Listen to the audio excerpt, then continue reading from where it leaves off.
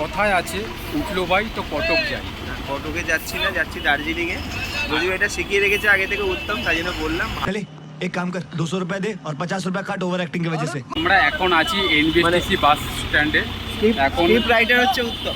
7টার সময় reporting time বাসের, এখন 7টা 12, বাসের কোনো খবর নেই।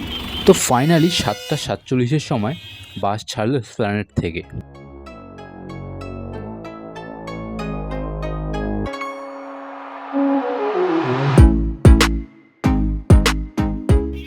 বাগুইহাটি কেষ্টপুর এয়ারপোর্ট হয়ে এখন আছি আমরা বিরাটির কাছে।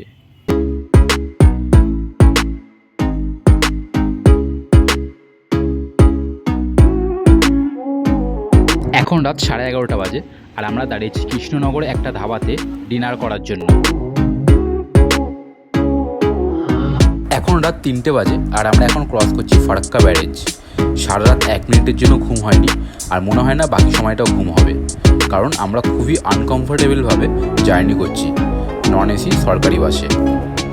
রাতের অন্ধকার শেষ হয়ে ভোরের আলো কিন্তু ফুটতে শুরু করেছে আর আমরা এখন আছি ডালখোলার কাছাকাছি। আশা করি আর 2-3 ঘন্টার মধ্যেই আমরা শিলিগুড়ি পৌঁছে যাব।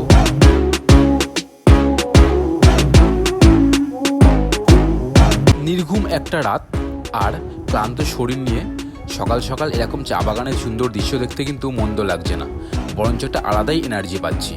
যে এনার্জিটা আপাতত স্টোর করে রাখছি, কারণ শিলিগুড়ি পৌঁছে ওখান থেকে বাইক রেন্ট নিয়ে আমরা যাব দার্জিলিং।